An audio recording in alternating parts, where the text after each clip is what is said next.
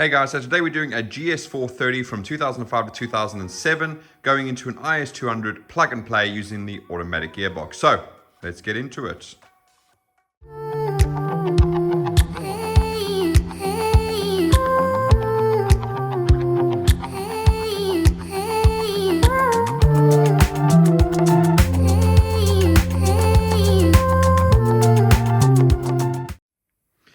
Right, as I said, this is going to be a GS430 05 to 07, so it's the GS with the 6-speed automatic transmission.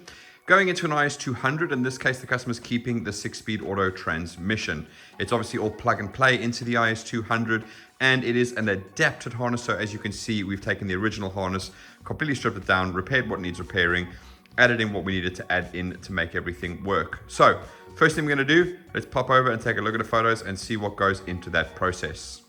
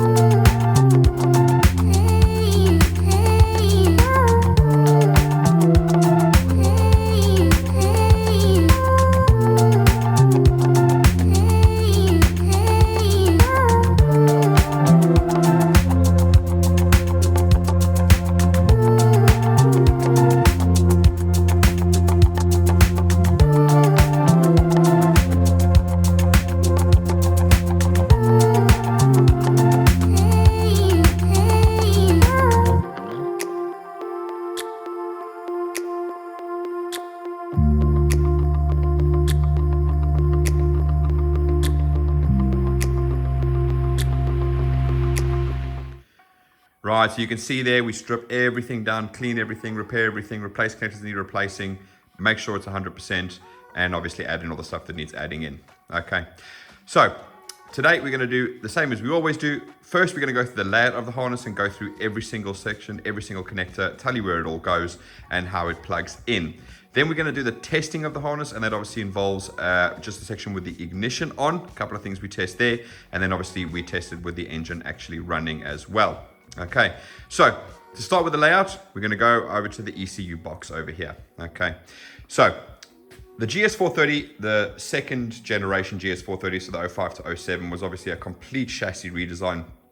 Everything was different, including the ECU box, the whole 9 yards. There's quite a lot that goes on here. Obviously, you can see we've changed the grommet over to the earlier style one, so it fits inside the ECU box. But unfortunately, the way that the GS430 ran, the wiring came sort of all the way in the ECU box, down, up, over the top, and over there. So we do have a bit of excess wire in there, but we've neatened that all up, and it can be pushed nice and neatly down the side there so you don't see it. So what I'm going to do, I'm just going to cut to a photo of what the ECU box looks like when everything is nicely tucked away for you there. Right, so there you go. You can see when everything is nice and neat and tucked away, it looks very nice, and obviously the cover can go on, no dramas at all. All right. So, starting with the ECU, as you can see, even from all the other 3UZs, it is a very, very, very different shape of ECU box, okay?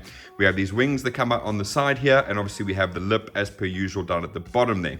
Okay, so with this one to fit into an IS200 box or even IS300 box is still going to require some form of cutting. Okay, obviously these little wings are going to have to come off because again they're going to overshoot here and they're not going to fit into the case.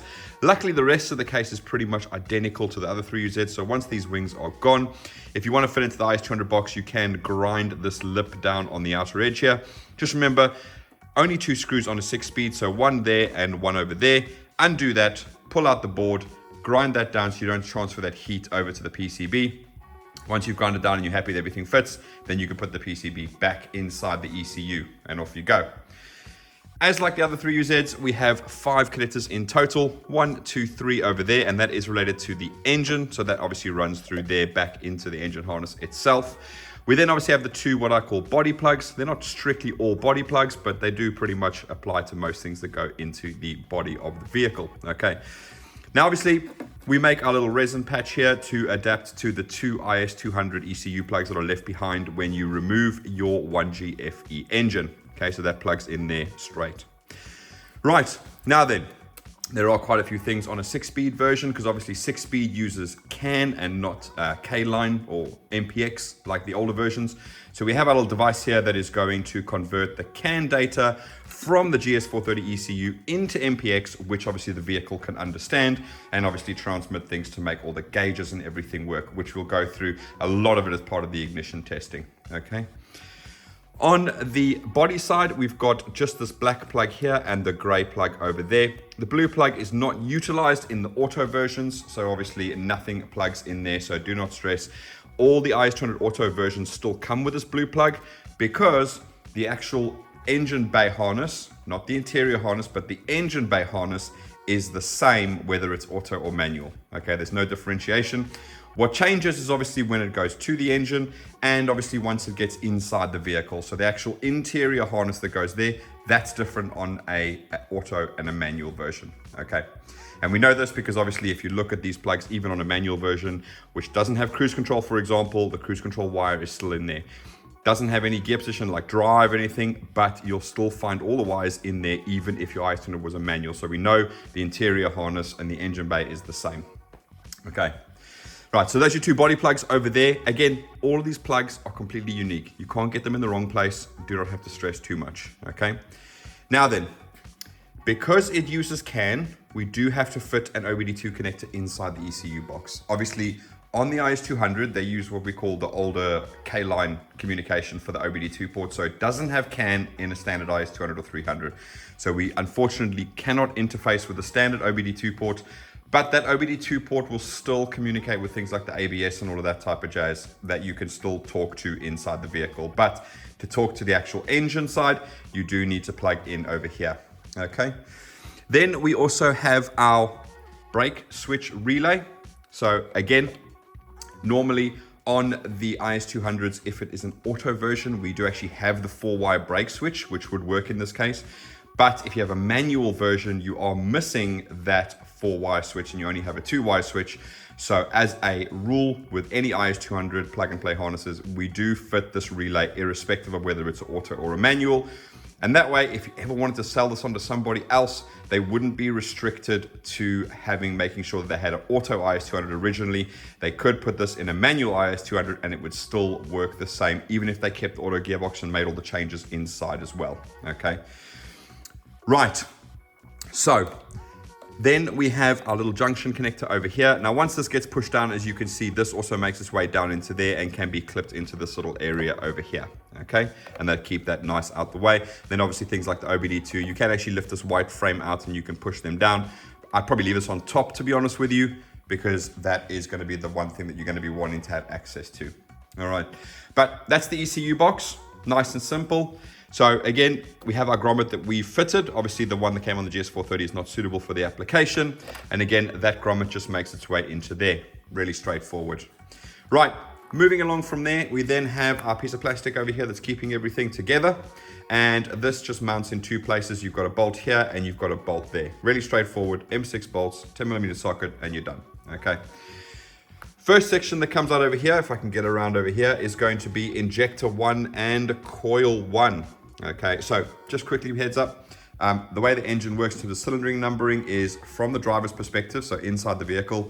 This is the left bank, it holds all the odd numbers, so you've got 1, 3, 5, and 7. That is the right bank, and that's got cylinder 2, 4, 6, and 8. Now again, this can be referred to also as bank 1 and bank 2, and it's easy to remember because bank 1 has cylinder 1, bank 2 has cylinder 2 at the front, okay?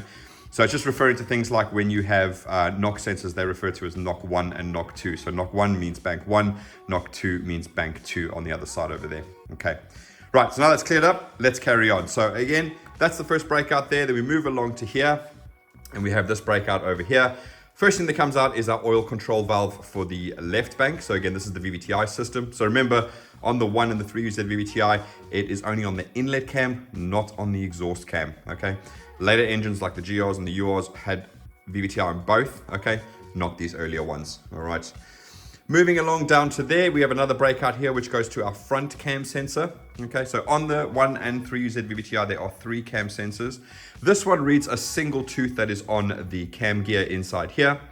The middle ones that are in the middle of each bank there, which we will go through as we go along, they are reading the actual position of the cam. So there is 3 teeth on this particular cam here. So it lets them actually read degrees of rotation. So remember, the VVT-i is trying to advance and retard the cam.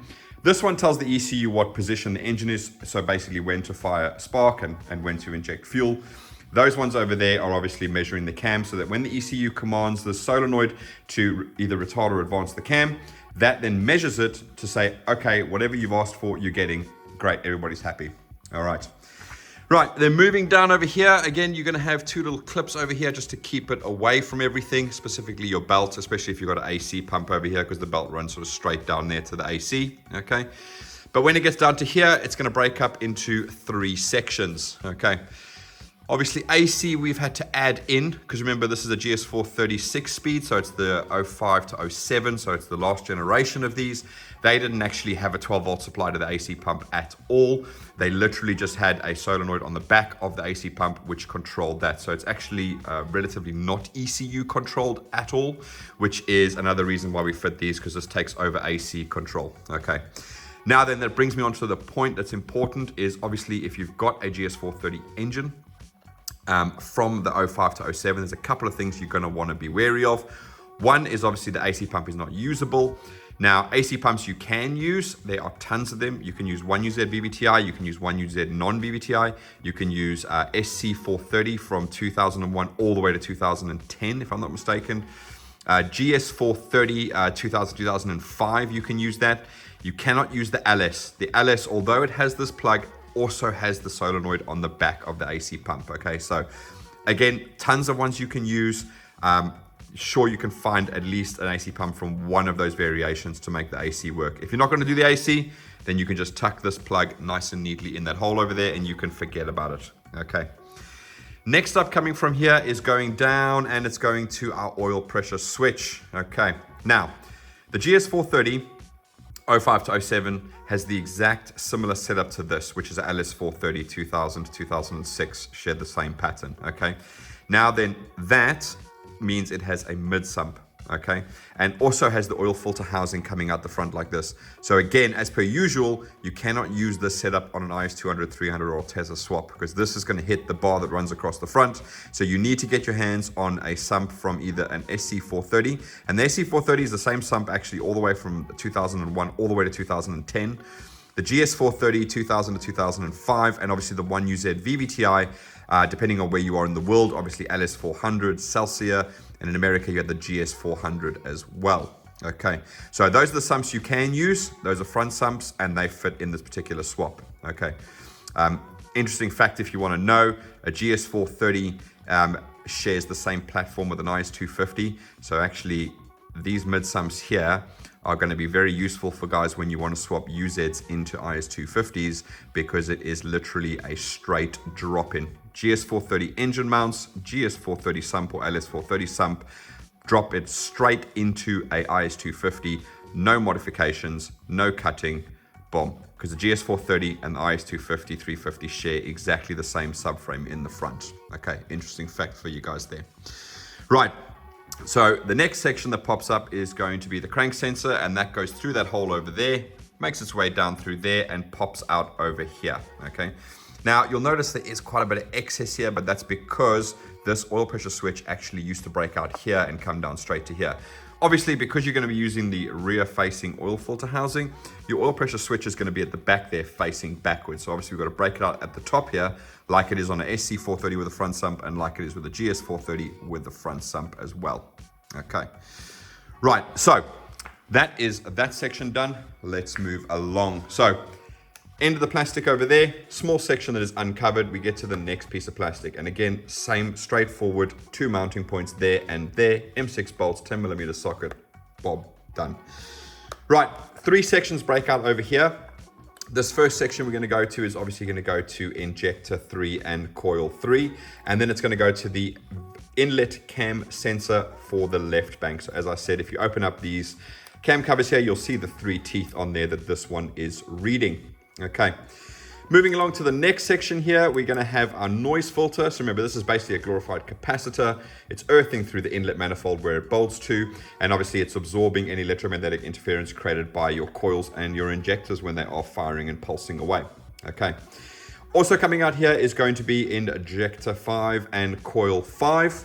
And as it's an IS200 plug and play, we've left the evap on there as well. Now, obviously, we have remapped out the error for the evap, but this will still work, so you can plug it in.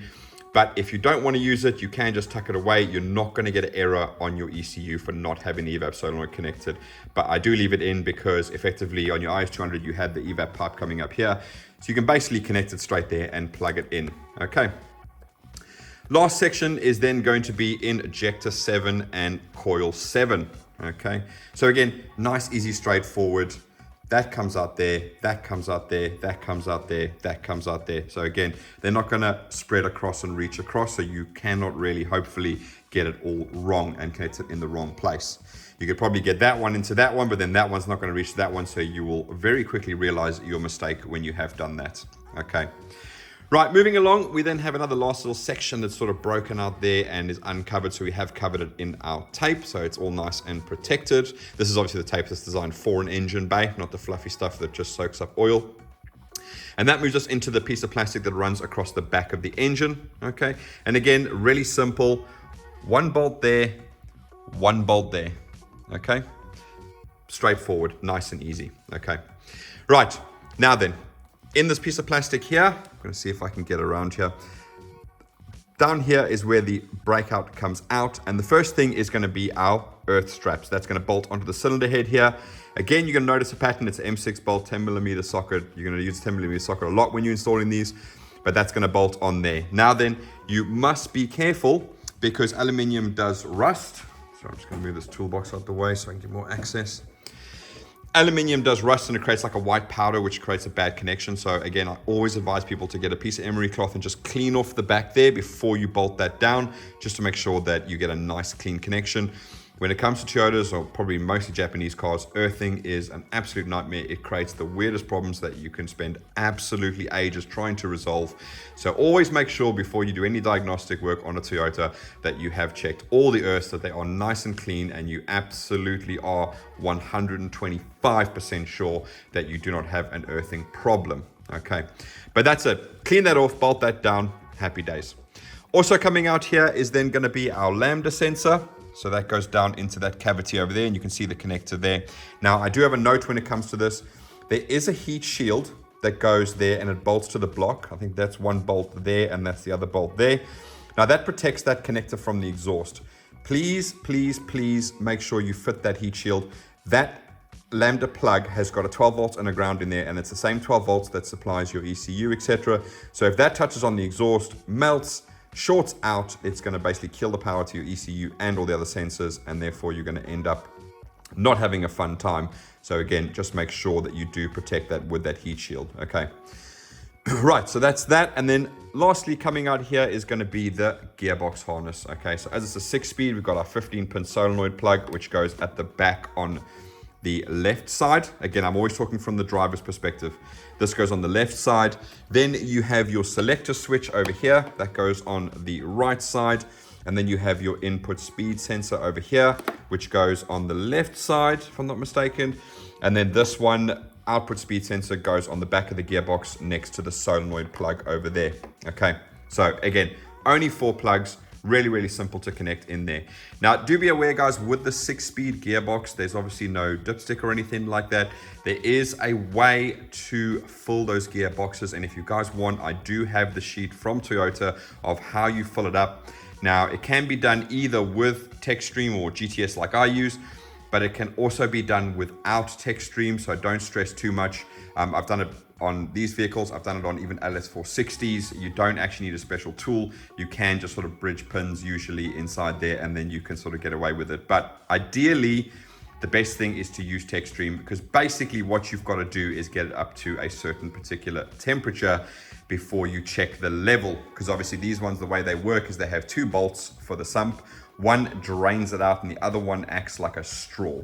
So the idea is you sort of put X amount in, you get it up to 60 degrees, Once it's at 60 degrees, you undo the other bolt and you basically let it drip out until it stops dripping. And then you do that the whole time while the engine is running, and then your gearbox is full correctly. Okay, so again, it's a very different procedure from normal. It does require the type W lifetime fluid. Obviously not lifetime, but that's the fluid it requires. It does say that on the bolt as well, type W. So again, make sure you get the right gearbox oil and make sure you follow the correct procedure when you are filling them up. Again, I have the sheet. If you guys want, please just let me know. I'll send it to you. Okay, right. Also at the back here, we have our connector, which goes down to our sub harness. Now, in this case, the customer didn't send us his sub harness, but he's quite happy that everything is okay on the engine. So obviously, I've just got my temporary one in here so that I can obviously start the engine, because this goes down to the starter solenoid and obviously the knock sensors as well. What I am going to do, though, is I am going to cut to a photograph of what it would look like, because we've had obviously these in the past, so I do have a couple of photos. So again, let's just take a look at that. But as you can see, there's the overview. Then it goes down to the starter solenoid. Then it goes to knock 1, and then it goes to knock 2. Okay. Now, what you would notice is that these are not running the narrowband knock sensors with a single wire going to them. These are actually running wideband knock sensors. Okay.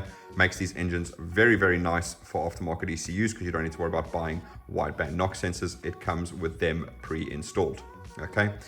Right, so that's that little section over there. This does form part of the harness, which also has your starter cable, which then goes directly to your positive of your battery. Okay. Right, so let's move ourselves around to the other side and carry on from there. Fantastic. Okay, so plastic carries on to over here. Again, we've got our mounting point over there. And popping out here, we're going to have 3 sections now. First one is going to be the original earthing point. So again, you've got 2 of them, one here and one there. Same rule applies. Make sure it's nice and clean and get it all bolted down. Okay. Right, so the first section that's going to pop out here, in this case, is actually going to a blanking plug, but it's SFT, and that stands for shift. Right. So all the 6-speed automatic gearboxes that came in the UZ are actually Tiptronic enabled. So you can shift up and shift down with the buttons. Now, obviously, an IS200 never came with those buttons on the steering wheel like you got on the IS300. But you obviously can fit a steering wheel and a clock spring from an IS300. So we are actually giving you the 2 wires that are required for shift up and shift down. So if you do get that fitted and you do want to go and add that onto your system, you can give us a shout and we'll make you the harness on here to bring the wires inside. And obviously then you can connect them up there. Now, do be careful when you're leaving this dangling around. Make sure it doesn't obviously catch over the gearbox or whatever there, so you can sort of fold it back and tuck it away inside there, or whatever you want to do, obviously, if you're not using that particular feature. All right. Next up, coming out of here is its drive-by-wire, so we need an accelerator pedal. So again, there's your little pedal harness there. It unconnects from the main harness there, so you can mount the pedal inside the car. Obviously, bring that wire through where the original accelerator cable would have gone through, and it's going to plug in over there. Okay. This is the pedal the customer provided us, so obviously he sent it over so we can test it out and make sure everything works before we send the harness off to him. He's in Australia, so it's a long way to go if something wasn't working. Okay, right, so that's that section over there. In relation to the shift as well, just bear in mind that we do have all the wiring inside there for, if you look at the IS200 autos, the way that it used to work was it would go park, reverse, neutral, drive, then you'd move it sideways to 3, and then it would go 2 and L, okay? Now, that, when you moved it sideways to 3, okay, is obviously to only go to 3rd gear and not all the way to 4th gear, which is what the IS200s had. In the IS300s, it went park, reverse, neutral, drive, 4/M. Well, obviously, they had an M for manual mode. But basically, when you shifted that to the side, it would go into manual mode. And then obviously, you could change gears. So all of that wiring is also in an IS200, but basically they just did it slightly differently. So when you are fitting a shifter inside, if you are going to fit a shifter in there, just make sure you hit us up so we can make sure that you connect what was 3, okay, to when you move the gear selector from drive to sports. Because remember, the 6 speeds didn't have all the movement. They only had park, reverse, neutral, drive, and then it went over to sports and it went up and down, okay? So just remember that. So you do need to make sure that the 3, which would come from the shifter, so the wiring is inside there, is connected to sports mode on a new shifter if you fit it. It's going to come all the way already into the ECU. It's all wired up. So basically when you press that sports button over there, it is going to go into manual mode. And then if you connect these wires up to 2 buttons, because this is super easy, it just goes to the button. The other side of the button goes to ground. Okay. So if you wanted to fit an IS250 wheel with the paddle shifts or whatever like that, knock yourself out. You can most definitely do that. Okay. But yeah, just to make you aware of that. So if you do go down that route, please get in touch with us. I'll make sure that you get the diagrams for that one so you can see exactly where everything goes. And then obviously you can connect the new shifter up as you want. Obviously, if you're going to leave the IS200 shifter in, the only thing that's going to change basically as you go down is going to be park, reverse, neutral, drive, and it would normally go down to 3. You basically go across and then it's going to go into sports mode or manual mode, and then you'll be able to shift up and down with those 2 wires, okay? But if you're going to fit a new shifter, I need to tell you where that wire is so you can connect it up to the new shifter. Okay, sorry, a bit lengthy there, but make sure you have all the information. Right, coming to the end of this, and then we're going to go to injector 8 and coil 8. Super straightforward. Moving along, next breakout is going to be the ACIS vacuum solenoid valve connector. Okay, so as you can see, this runs down underneath. If you look underneath here, you are going to find a big black canister that holds vacuum, and you're going to find a little valve at the front there. That's what this connects to. Okay, now in this case, he's obviously left everything in there. I didn't ask him, but I hope he's checked that this did actually go down when he started the engine up.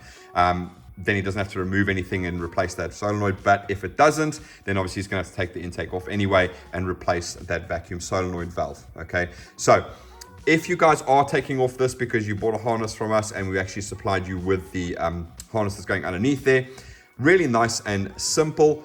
In this case, the black wire, okay, is 12 volts, and the other wire, which is yellow, is the ground. Now that vacuum solenoid valve is polarity sensitive, so if you connect it the wrong way around, it's not going to click. But if you connect it that way, it is going to click. So you see black goes to black on there, white goes to yellow. So basically, if you were just having this in your hand or holding this in your hand, black gets 12 volts, white gets ground, and you should hear that solenoid click, okay? If it doesn't click, time to replace it before you put everything back together. Okay, in this case, obviously, what Ben's going to do, everything is still intact. He's going to put the harness on, start it up, and hopefully this does this after he starts up. Then he doesn't have to worry about taking anything off.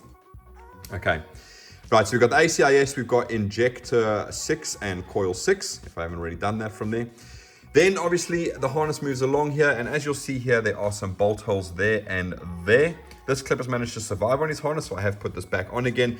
This clip survived, but it didn't survive with its metal clamp that obviously holds it onto there, so hopefully he's still got that on his engine. But when he does, he can just clip that into there, super straightforward. After that, it's then going to have another breakout section over here, which goes to another noise filter. Now remember, this does look weird. There is usually a bracket that holds the cover on here. So again, that would obviously mount to that. If you don't have that bracket anymore, because you're not using the cover, don't stress. You can obviously then just bolt it to anywhere on the inlet manifold. No dramas there whatsoever. Also coming out there is your cam sensor for the right bank. So again, this one is measuring the inlet cam on the right bank, and your injector 4 and coil 4. Okay.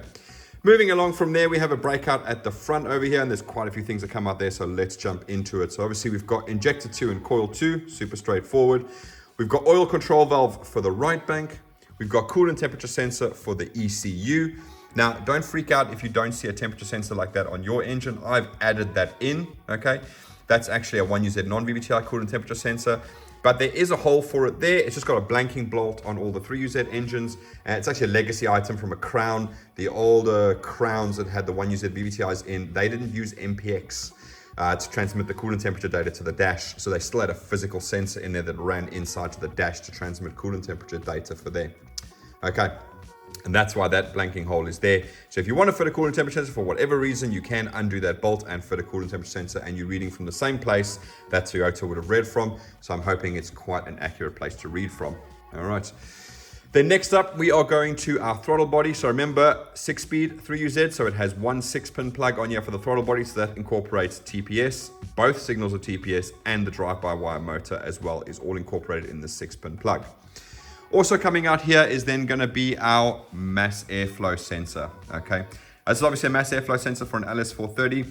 It does work because all of these small shaped ones like this have the same pinout, but there are differences between certain models. So please make sure, guys, when you are working with your engines, for example, the GS430 2005 and the SC430 to 2010.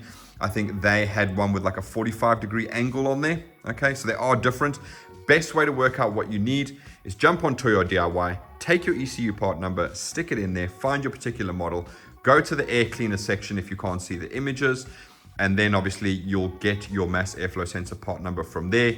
Google it, make sure you got the correct one for your ECU. Okay, because like I said, the pinout is the same. So technically I'm plugging an LS430 MAF into a GS430 05 to 07 and it is actually working.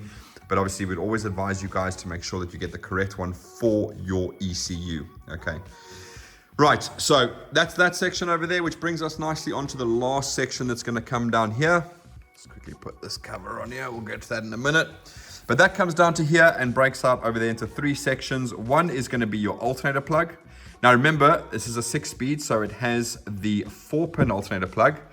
But remember, the GS430 and the LS430, so the LS430 2003 to 2006 and the GS430 05 to 07, although it's a 4-pin plug, it still only carries the same 3 connections that you would get on a 3UZ 5-speed alternator, which has the oval plug with only 3 pins in, okay? Where you do need to be careful is when you're looking at the Crown Majesta that also came with this particular engine, with the 3UZ with a 6-speed auto. They have a 4-pin alternator plug, but they actually use all 4 wires.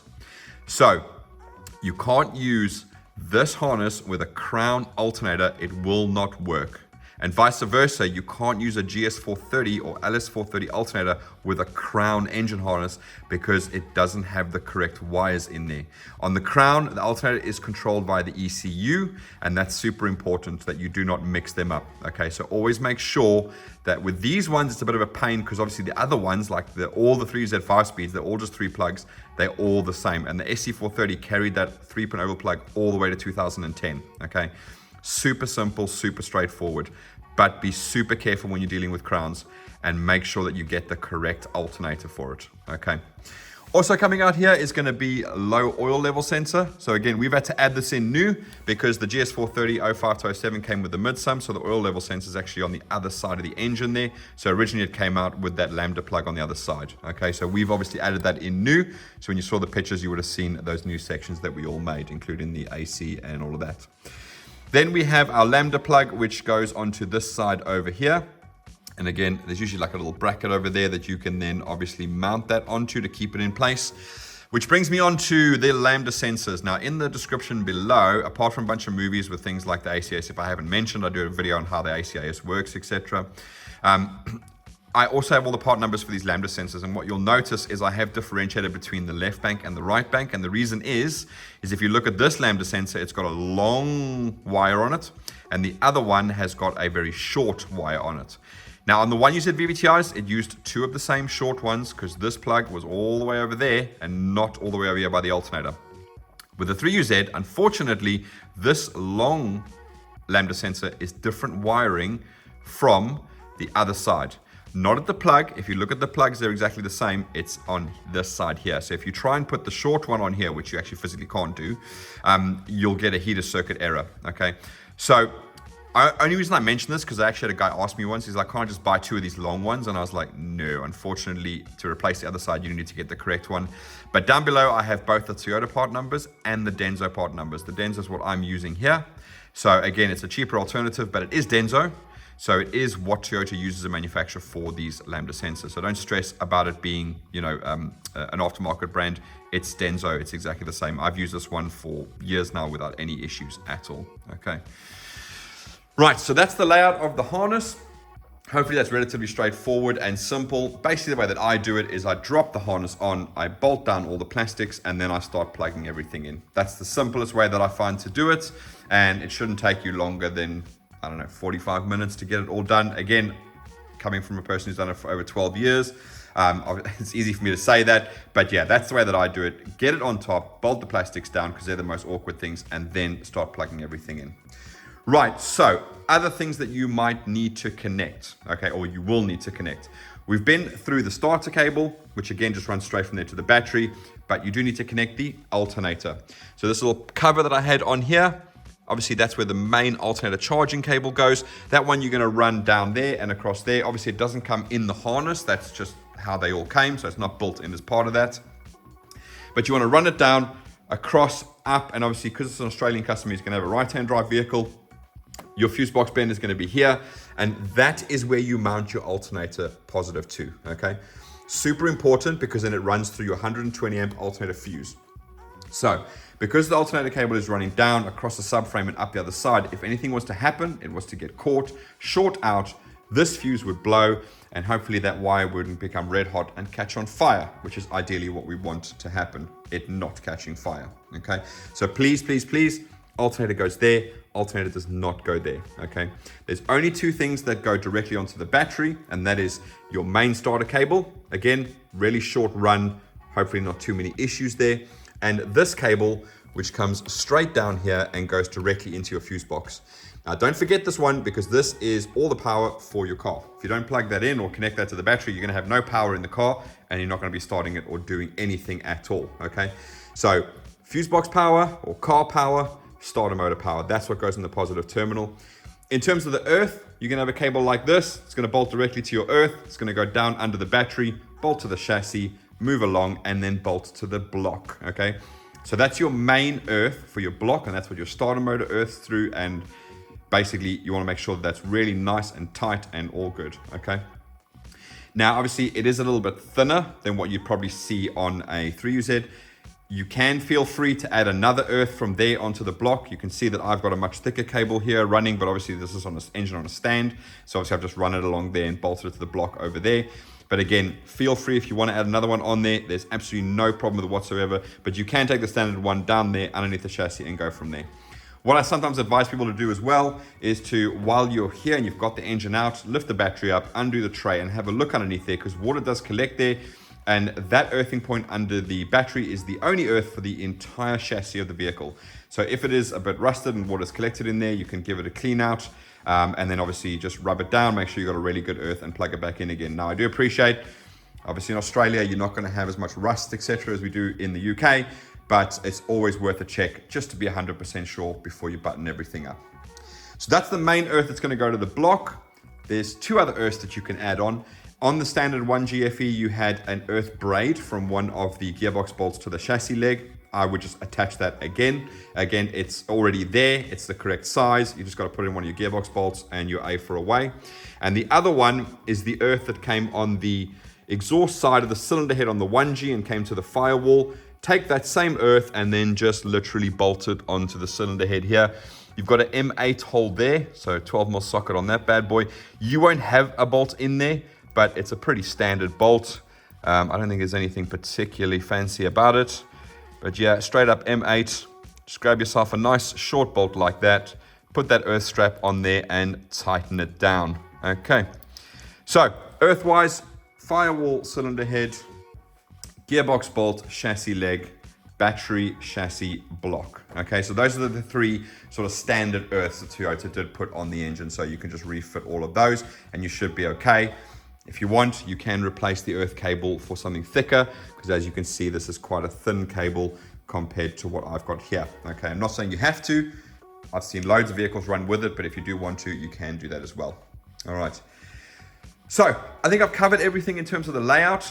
35 minutes, apologies. So again, hopefully that's all relatively straightforward. Hopefully I've gone through everything in detail so you know exactly where everything goes. But let's jump into the testing. So give me a second while I get set up and we will jump into the testing. Right guys, so now we're back for the testing of the engine harness, and as I said, it's going to be two sections, one with the ignition on and one with the engine actually running. So first thing I'm going to do is I'm going to go through all the tests, tell you exactly what we're going to be testing, why we're testing it, and obviously then we'll jump into the testing with the ignition on. So as it's a plug and play, there are quite a few things internally that we do need to test. So to start off with, we are going to look at ambient temperature. So basically what I mean by that is we're going to come over to here and make sure that the outside temperature is being read. Now in this case, it is actually connected to the ECU. The ECU is reading the outside temperature via the sensor at the front behind the bumper. So again, it will go up and down as the temperature increases or decreases. Next up is check engine light, charge light, and oil pressure light. So we're going to go over to the cluster over there and we're going to check that those lights are working. I'll explain about the check engine light when we get to that. Then we're going to do reverse. Now in this case, what I've done prior to this is I have actually connected an IS200 manual cluster up. Reason I do that is because when you connect the reverse switch to that, it does beep to tell you that it is in reverse, but most importantly, it's because it does it with a separate wire that actually travels to the cluster, and that same wire is the one that goes to the back of the car for the reverse lights.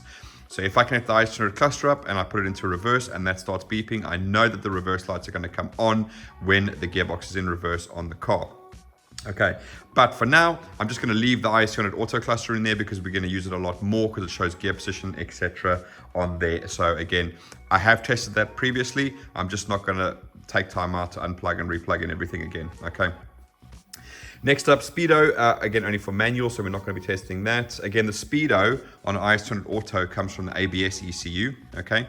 And luckily for the guys with the manuals, if you do swap other engines in with like BMW or C09 gearboxes that don't have a speed sensor output, do not stress. It's literally one wire that you can take from the ABS ECU to the back of the cluster, tap it in there, Bob's your uncle, you've got speed from the ABS as if it was an IS200 auto. Okay, so again, little hint for you guys there. Next up is OBD2 test. So again, basically all I'm testing is I've got my OBD2 connector plugged into there. I'm using a GTS, which is obviously the Toyota Global Tech Stream service. It's a really good service, guys. It literally, you can get this for €7 for the day, €15 for a week, or you can do a month, or you can do a year, whatever tickles your fancy. But yeah, it's a very, very nice dealer level diagnostics. All you need to do is make sure you've got some sort of cable. This one is called the Tatrix Open Port. This one does work. I've obviously tested it. The better one is obviously the Mongoose cable, but that is quite a bit expensive, ranging from sort of 300 to 500 pounds. But again, if you're going to take it sort of seriously in terms of diagnostics, it's obviously worth investing. This one I think is about 175 pounds excluding VAT, so it is a lot cheaper and it does work. Obviously, you can connect most diagnostic machines to this one. It is CAN based, so it is nice and new. So again, really simple and straightforward, but it is basically the only way to do diagnostics on these engines. So again, but this is all set up exactly like I'm using Toyota dealer level diagnostics. You could literally drive this car with this engine swap into a Toyota dealership. They can plug in their tech stream and they can do all the data, all the live data, all the diagnostics for you as if it was made by Toyota. Okay, so again, make sure that's connected. Once that's connected, we're then going to pop in and test the fuel pump relay. So as I said, the ECU is controlling the fuel pump in this one. So again, I'm going to go on there. I'm going to turn it off and on via this, and you can see then that the ECU is controlling it as it should do. Next up is going to be AC clutch and AC request. Now then, in this particular case, as I said, with the 3UZ 6-speed models, there's actually no connection between the ECU and the AC pump. It's all done internally via the climate control system. So effectively, our little orange device has taken over that. So we've connected the pressure switch from the AC system to the device, and we've got an output which then will activate the AC magnetic clutch relay. And that's why you can see I've added in an AC plug on there for that exact reason. We are now controlling the AC. You still have the safety of the pressure switch built in, but it's just that device now that's controlling the AC, and it's got nothing to do with the actual engine ECU itself. So all I'm going to basically do is pop over to there, press the AC button, and you're going to hear the relay click to show that it will activate. Obviously, in this half cut, I've taken that AC pressure plug, I've cut the wires, and I've joined them together because on the Toyota system, they ground out when the pressure is correct. If it's too low or too high, they go open circuit. So that's what it's looking for. Okay. Next up is brake switch. So again, all I'm going to basically do is connect 12 volts to the STP or stoplight wire from the IS200. That's going to then activate my relay, which will then turn the stoplight switch to on, and we'll be able to see that live data in here. Okay, then next up is going to be snow mode and power mode. So again, on an IS200 manual, you didn't have snow mode and power mode, you only had snow mode. But as you can see there, it's literally changing one wire around, and you can fit a power and a snow mode switch into a manual car, because this was originally a manual car. All right, obviously it's going to display on the dash as well. So we're going to see snow mode light up, we're going to see power mode light up, and we'll be able to see all of that data on GTS here. So we know it's actually the ECU that is going into power mode or snow mode or anything like that. Okay. Then we're going to do gear selector shifter wiring. Basically, I'm just going to be going through the selector, and you're going to see on the dash it's going to go park, reverse, neutral, drive. So remember, as I said before, on the 6 speeds, you only had park, reverse, neutral, drive, then manual mode. There's nothing after that. You've only got those 4 movements on there. So that's what I'm going to be testing there. Then on the starter circuit side, I'm going to be testing the neutral start switch. So what we'll do is we'll actually put the gearbox selector into reverse, make sure it lights up reverse on the dash. We're then going to try and start the car. Nothing's going to happen. We're then going to move back into park. We're going to fire it up and away we go. So I know that the neutral start switch is working and that this car will not start unless it is in park or neutral, which is what we want. ACIS, nice and simple. We're just going to pop over to here. All we're looking for to make sure is that that goes down. It does it a few seconds after it starts up, so we should see that straight away. Drive-by-wire test, again, super simple. We're going to pop over to the accelerator pedal. We're just going to press it down and you're going to see the engine rev up. So we know that's working 100%. Oil control valve, pop over to GTS here, and I'm going to be able to activate the oil control valves on bank 1 first, then bank 2, and that's going to make the engine run lumpy, but it tells me that the oil control valve is working, and obviously the electronic side is working as well. Then injectors and coils. What I'm going to do there is I'm going to go and unplug each and every injector one by one, and you're going to hear the engine misfire and then obviously run straight again. That's telling me that every single cylinder is firing correctly and we have no issues there at all. Then we're going to go over to the cluster, look at the tacho, make sure that's working correctly. Now then, obviously the 3UZ and the 1UZ VVT-i, they give out a 4-cylinder signal, not a 6-cylinder signal. So again, our little converter device comes into play there. It's feeding in the signal from the GS430 ECU and it's outputting to the IS200 a 6-cylinder signal, which obviously that one can understand and read correctly. And then lastly, we've got coolant temperature. Well, not lastly, second last, we've got coolant temperature. Again, that's something that's transmitted via MPX. Obviously, our little device is taking over. So again, we just want to make sure that we seize the coolant temperature on there. We'll check it at the beginning before we start. And then obviously, as we go through all of these tests, we'll come back to it again and we'll take a look and we'll see that it has actually risen. So it's not just, you know, just showing a arbitrary number. So it is actually going up and down as it should do. Then lastly, we're going to do diagnostics. Now, obviously, we are going to have some automatic gearbox codes because clearly we haven't got a solenoids or anything plugged in there. So again, but what I'm looking for mainly is the fact that we should only get the codes for the solenoids on there and we shouldn't have anything on the engine side, okay? Now then, this is a nice, unique little feature of the 3UZ 6-speeds. I'll show you when we go to the OBD2 test, but actually, even though it's the same ECU from a software perspective, when you did the old 3UZ 5-speed or 2JZ GEs and so on and so forth, you'll actually see it said engine and ECT under one heading. This is actually now split engine and ECT under 2 separate headings. So you can look at just the gearbox side on its own and you can look at the engine side on its own. So we will have to go backwards and forwards a little bit, but it's really nice and quick on the CAN setup. But yeah, we'll check all that diagnostics as well, and I'll show you a couple other things that you can do with this particular setup. Right, so let's jump into it. So again, because it's plug and play, you're just going to plug everything in the ECU box. You're going to get into your car. You're going to take your key, you're going to turn it on. You can hear the fuel pump priming. Again, that's something we've done. It's not standard. All right, let's take a look over here. Okay, so we've got our check engine light, battery light, oil light, and we've got our ambient temperature displaying. Now, you might notice check engine light is really dim. It's a quirk of the 3UZ 6-speed models. Doesn't matter which one it is, LS, SC, GS, whatever it is. They were designed for LED lights, not for incandescent bulbs, okay?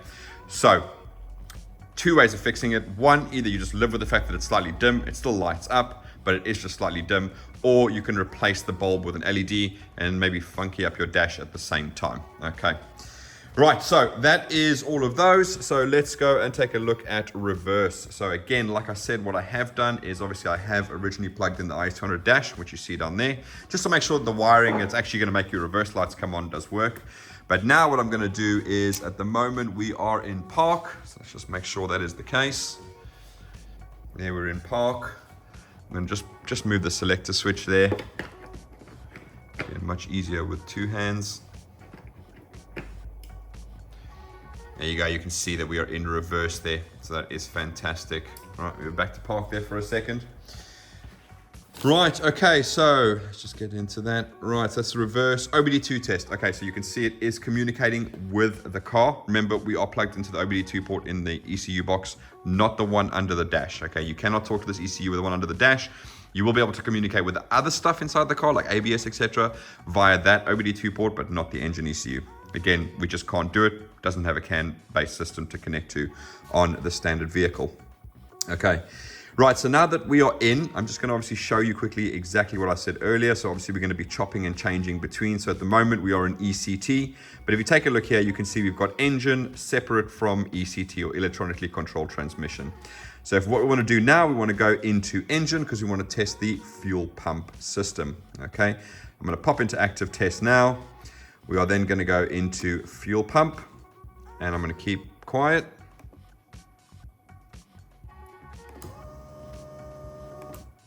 There you go. Right, so you can see I can test it there. Again, is ECU controlled, so that's why I'm doing it through the ECU itself.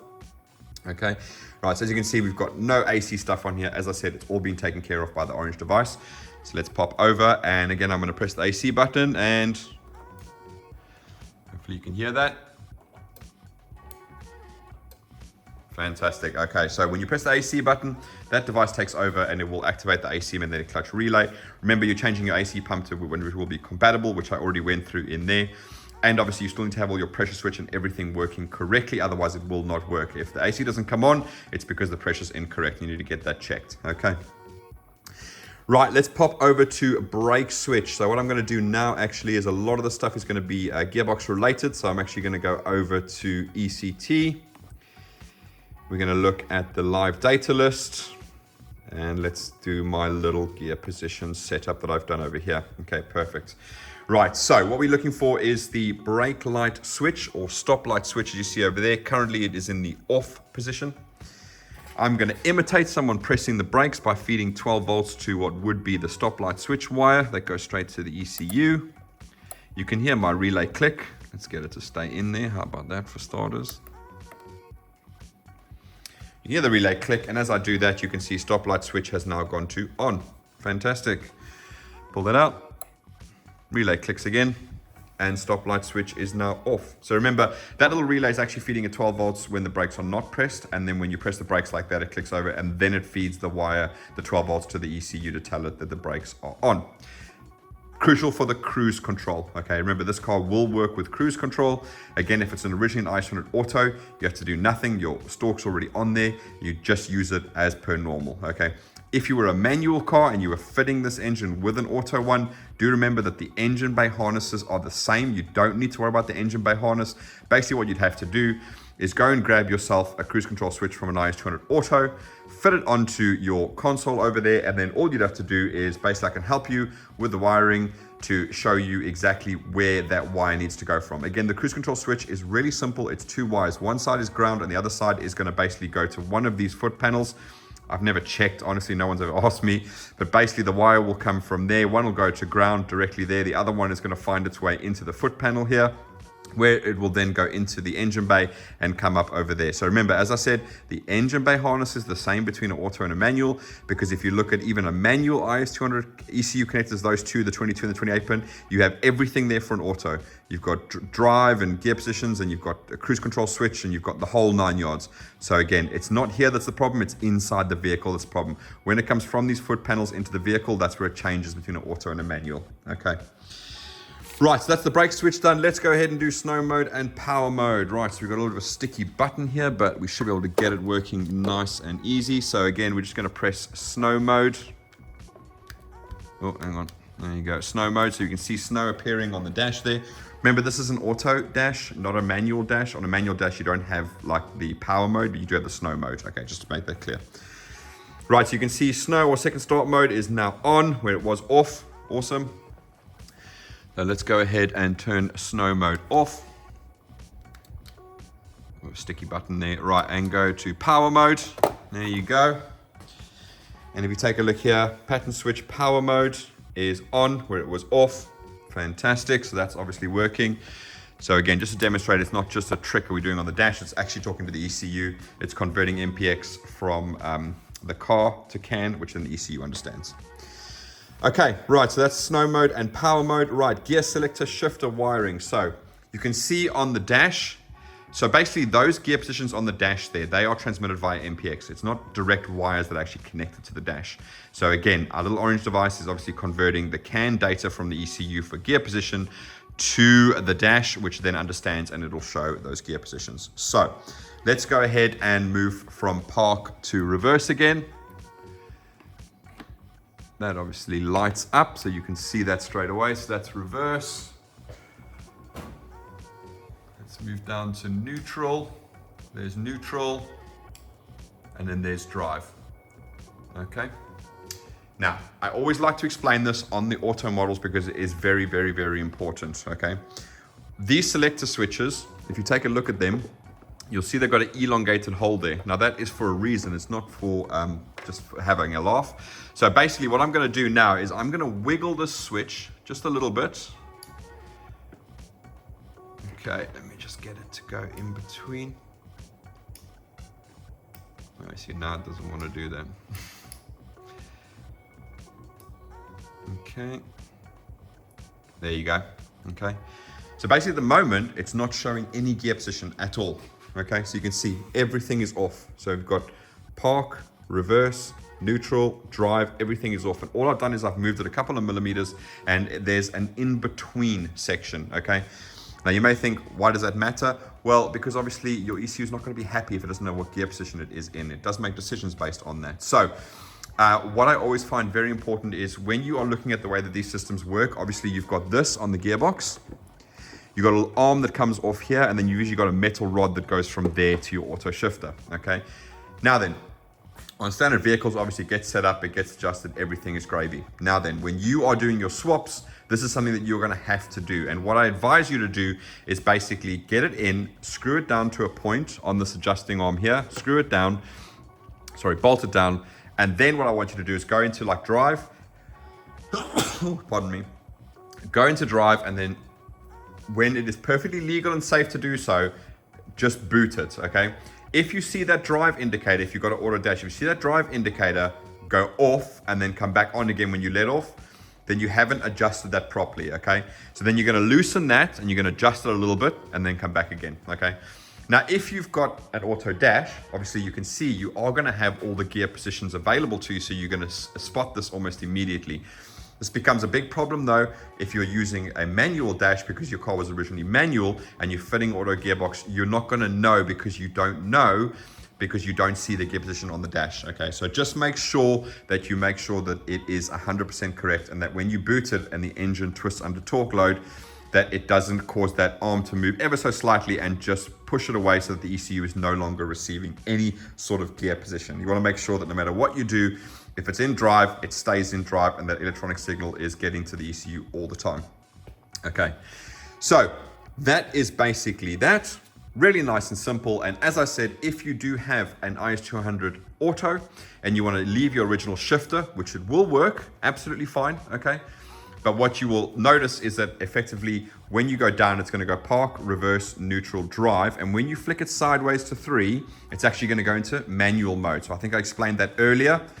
Okay, so again, if you're going to fit a new shifter, give us a shout. I'll tell you which wire that you need to connect up to the new shifter. So if you want to fit like a newer style shifter that doesn't have the extra gears that you now no longer have, because obviously you haven't got 2 and L, you haven't got 2 other movements on there.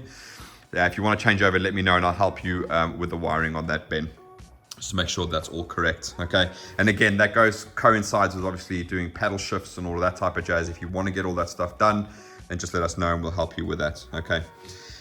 Right, so that is the gear selector shifter wiring all done. So that basically covers off all of our testing with the ignition on. So what I want to do now is the testing with the engine actually running, okay? So what I'm going to do is, you can clearly see there that the coolant temperature hasn't even moved off the needle. So what I'm going to do briefly, it's only going to be a second for you guys, but I'm going to get it a little bit warmer because it should start reading when it's sort of between 40 and 50 degrees. Once it starts going up, I'm going to come back in again. I want it to be on the lowest level so that when we do all the running tests, you can actually see that it goes up when we look at it at the end. Okay, so give me a second. See you guys in a bit. Right, guys, so we're back now. It's about 56 degrees on the coolant temperature. So again, we can see that it has come off the needle there. Perfect. We're going to watch it hopefully go up a little bit more as we carry on with the testing. So quick recap, very, very quick. Basically, start a circuit. We're going to make sure that it doesn't start unless it's in park or neutral. That's super simple. ACIS, just make sure the valve on the back of the engine goes down. Drive-by-wire test, just rev the engine on the pedal. Oil control valve test we're going to do on the GTS over there. Just in coils, I'm just going to run around the engine and unplug each injector one by one just to make sure that the engine misfires when I do that. Make sure all cylinders are firing correctly. Tacho, we're just going to check on the dash there, make sure that the tacho is working. We'll obviously hopefully see that all the lights go out, like the oil and the battery, and obviously the check engine light. Check engine light will be on because obviously the gearbox codes for no solenoids. Then we're going to go look at the coolant temperature. By the time we've done all of this, it should have risen up from where it is now. So just take a note of where it is now, and then we'll go and we'll do the diagnostics. Okay. Right, so first thing you want to do is test this neutral start switch. So at the moment you can see it is in park. Let's move it over to reverse. There you go. And now if I try and turn the key, absolutely dead, does nothing at all. So let's move it back into park. I'm gonna get my ear defenders on. And brilliant, okay. Right, so we can see we do have check engine light on, but that's fine. We've got battery light and oil light have gone off, perfect. All right, ACIS. So you can see that valve has gone down, that's perfect. Drive-by-wire test.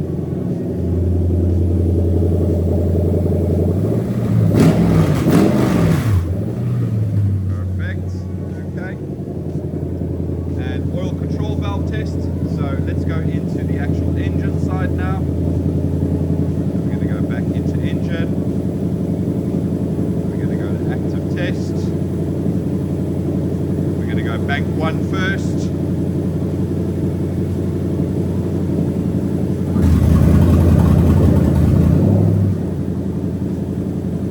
Okay, and let's go into bank 2.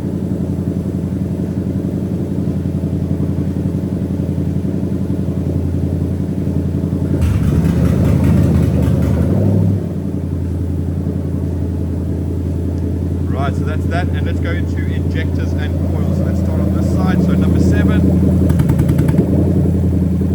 number 5, number 3, and number 1. Let's go around to the other side. Number 8, number 6.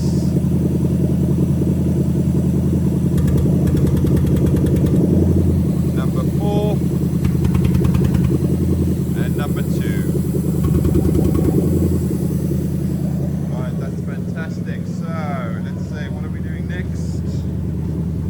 Tacho. Okay, brilliant. So you can see there it's just about above 1000 RPM. And if I go into data list,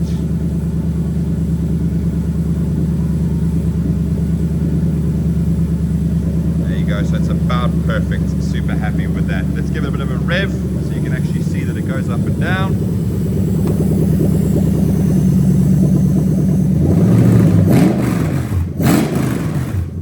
Perfect. Right, so that's tacho. Let's take a look at that coolant temperature now. So it should have gone up considerably from where it was. And yes, it's gone right up. Super happy with that. Right, and that's it basically. Just going to disconnect the fuel pump, let it run out.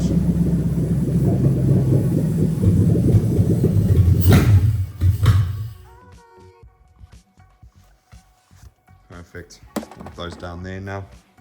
Fantastic. Everything's working as I expected to. No dramas there whatsoever. So let's move on to the last section, which is diagnostics. Okay, so as I said, physically, when you're doing diagnostics like this, there are 2 separate systems altogether, okay? So at the moment, you can see I'm in engine, and you can see we've got literally 0 error codes in relation to the engine itself, okay? What I'm gonna do now is I'm gonna pop over to the electronically controlled transmission. And obviously you can see diagnostic trouble codes, we have the 3 there, and that's obviously in relation to the solenoids, but we haven't got anything else, which is great, but I would be expecting these error codes because again, I haven't got anything plugged in. So that's what I would be looking for, okay? Right, so even though they are split up on here, you can see the check engine light does come on the dash when the gearbox has an error code, okay? So don't worry about that. You just need to go through each system when you do check it, okay? And like I said, cruise control will work, okay? Provided that it is all wired up correctly in the car. So if you have an IS200 auto and you're fitting this in, okay, all the wiring's already there, stalk's already there, so you're just gonna use it. Straightforward, no dramas there whatsoever. If you had a manual version, you'd basically have to get a cruise control stalk, wire it into the footwell, and then it would be carried on into the engine bay. Again, that would work. And again, guys, only works on the auto models, not when we convert these to manual. You cannot make cruise control work when you convert it to manual. Okay, so just be aware of that. Right, so that's everything done there. On the diagnostics, you do need to have an OBD2 machine of some description in order to read the codes. Luckily, this is CAN-based, so a lot of these modern off-the-shelf diagnostic machines should be able to read this no problem at all. Just be aware, guys, that when you are using aftermarket diagnostic sheets, always refer to the Toyota sheet with the diagnostic chart so you can go through it, because the way that OBD works is there is a set number of codes, okay, that the manufacturers have to work from. So if they have an error that may not strictly be what you think it is, it'll come up with an error code, but it might not relate to what it actually is. So I always work with the actual Toyota diagnostic charts. It'll give you all the P codes down there, and it'll tell you exactly what the actual error is. Because a classic example is actually on the IS300s, where you get a code saying insufficient coolant temperature for closed loop, blah, blah, blah. It's actually got nothing to do with the coolant temperature sensor at all. It's basically got to do with the oxygen sensor, and it's usually an air leak of some description. So again, it gives you that generic code, but you have to refer to the Toyota diagnostic sheets to understand exactly what the symptoms and the possible causes of that code are, okay? So when you are doing that, do not rely purely on saying, oh, that code says coolant temperature insufficient, so I think problem with my coolant temperature sensor. It may not be the case at all, okay? Right. Diagnostics, there is something funky that you can do, okay? Now, what I have done is I've actually connected TC or trouble codes from the GS ECU not only into the IS200, but also into the OBD2 port over here. So that basically means you can still bridge the terminals in the car like you used to be able to in the olden days, where you could bridge those two terminals and you get the check engine light to flash, and it would give you the codes via like Morse code. Fortunately, you can't do that now with these 3UZs. They just don't allow that anymore. I think on the Japanese models you might be able to, but anything like European or American or so on, they got rid of that facility. American as far back as 98, because I know on the 1UZ 98 to 2000 in the UK, we can still do the flash codes, but on the American ones you can't. Bunch of differences there. I'm not going to get all into this video, but basically, the one thing you can do when you bridge those two terminals is you still put the ECU into diagnostic mode. And one cool feature that it does that people may find useful is checking timing. So if you think that you have slipped a tooth or something like that, or you are thinking the timing may be out because you're having a weird issue, it will literally take you approximately 10 seconds to check, because all you got to do is grab a paper clip, shove it in the TC and the ground port. Now then, inside the vehicle on that OBD2 port, pin 4 and 5 are ground. I think 5 is directly above 13, which is TC. So the pins should be like one on top of each other, and you can just put a paper clip or a hair clip or something in there. Bridge those together. Your dash is going to go wild. It's going to start flashing lights everywhere, and it's going to lock the timing on the ECU at 10 degrees. Okay. You take a timing light, you wrap it around cylinder 1 coil wire. My one does work just being clamped around the wires. Some of them don't. If they don't, you have to get like a old-fashioned spark plug lead and just take it between the coil and the spark plug and put your lead around there. But again, a lot of modern ones do just work around the wires, so try and get one of those ones. Much easier for you in the long run. But basically, there's your timing marks there. There's your timing mark on the crank pulley, and you should see it dead on 10 degrees, and it keeps it 10 degrees through the whole rev range, so you can rev up and see if you've got any scattering, which could also indicate something wrong. So if you're getting issues like at high RPM, you can check it with that as well, just to see if that is the problem that you are having.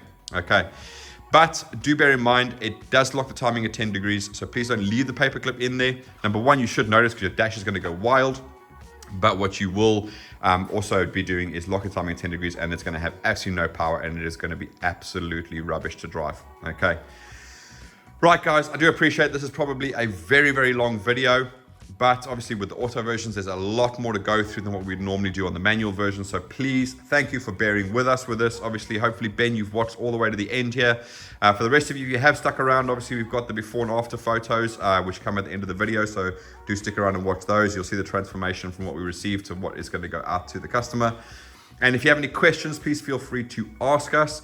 You can comment down below, and I'll try to get to those as often as I can. Do bear with me, I am a one-man band, so obviously I'm trying to juggle answering questions and building harnesses and so on and so forth. You can also email us at info@phoenixenginemanagement.com, or you can message us on Facebook, okay? Just a note, when you guys are sending new queries through, if you send them through Facebook, you'll get an automatic response to say that sending you a link to a video to help you guys get me the information that I need to be able to move forward with any types of quotes or advice that you guys are looking for. If you get an email, hopefully if I grab it, I'll email you back just that link so we can start off on a good foot with all the information that we need to get to the bottom of what you're going to work with and what's going to work for you and what your best solution is. Okay. But thanks for watching, guys. Again, sorry for the super long video, but with autos, always the case. But thanks for watching. See you again soon. Bye-bye.